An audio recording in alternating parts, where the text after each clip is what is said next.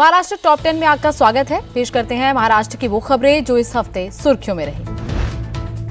शिरडी में रक्षा मंत्री राजनाथ सिंह और सीएम देवेंद्र फडणवीस ने मिसाइल कॉम्प्लेक्स और आर्टिलरी शेल प्रोडक्शन लाइन का उद्घाटन किया। इस मौके पर भारत की पहली 300 kilometre universal rocket launching system Suryastra का भी लोकार्पण किया गया। सूर्यास्त्र का सफल परीक्षण करने वाली निबे लिमिटेड अब रक्षा उत्पादन क्षेत्र में विस्तार करने जा रही है। इस अवसर पर chief of defence staff general Anil Chauhan भी मौजूद रहे। महाराष्ट्र में हाईटेक औद्योगिक विकास को गति देने के लिए सरकार ने 89,731 करोड़ रुपए के 5 बड़े प्रोजेक्ट्स को मंजूरी दे दी है। इन प्रोजेक्ट्स के जरिए करीब 20,000 रोजगार मिलने की उम्मीद है। ये फैसला मुख्यमंत्री देवेंद्र फडणवीस, डिप्टी सीएम एकनाथ शिंदे और डिप्टी सीएम सुनेत्रा पवार की मौजूदगी में हुई बैठक में लिया गया। अप्रूव प्रोजेक्ट्स में coal gasification, solar cell modules और अन्य फ्यूचर रेडी क्षेत्रों से जुड़े उद्योग शामिल हैं।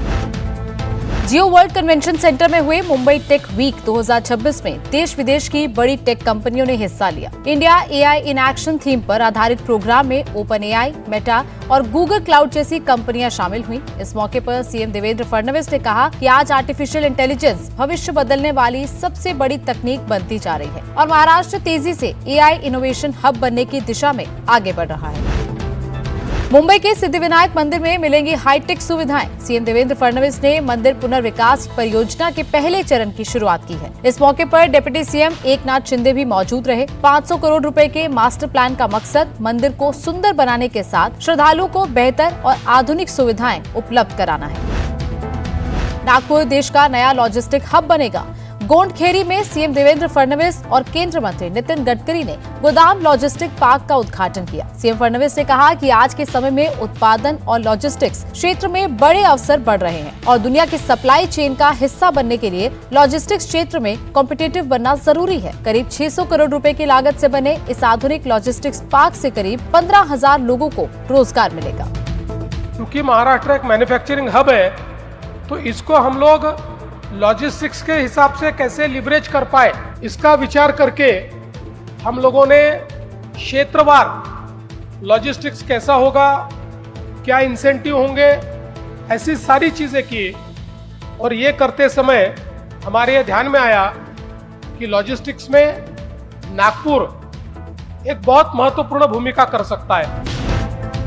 गवर्नेंस प्रोसेस री इंजीनियरिंग के तहत सीएम देवेंद्र फडणवीस ने सरकारी कामकाज को आसान और तेज बनाने पर चर्चा की। उन्होंने सभी विभागों को निर्देश दिए कि आपले सरकार 2.0 के तहत नागरिक सेवाओं को और सरल, तेज और लोगों के लिए सुविधाजनक बनाया जाए। मुख्यमंत्री ने कहा कि 14 अगस्त तक सेवाओं की रिस्ट्रक्चरिंग की प्रक्रिया पूरी कर ली जाएगी ताकि 15 अगस्त 2026 से लोगों को बेहतर और पूरी तरह डिजिटल सरकारी सेवाओं का लाभ मिल सके। मुंबई में मुख्यमंत्री फडणवीस और डिप्टी सीएम सुनेत्रा पवार ने जवाहर बाल भवन की रेनोवेटेड बिल्डिंग का उद्घाटन किया। इस दौरान सीएम ने नए भवन में बनी अलग अलग सुविधाओं जैसे auditorium, library, music room, drama room और मल्टीपर्पज हॉल का निरीक्षण किया। उन्होंने कहा कि ये बाल भवन बच्चों की पढ़ाई के साथ साथ उनकी कला, संगीत, रचनात्मकता और व्यक्तित्व को विकसित करने में मदद करेगा।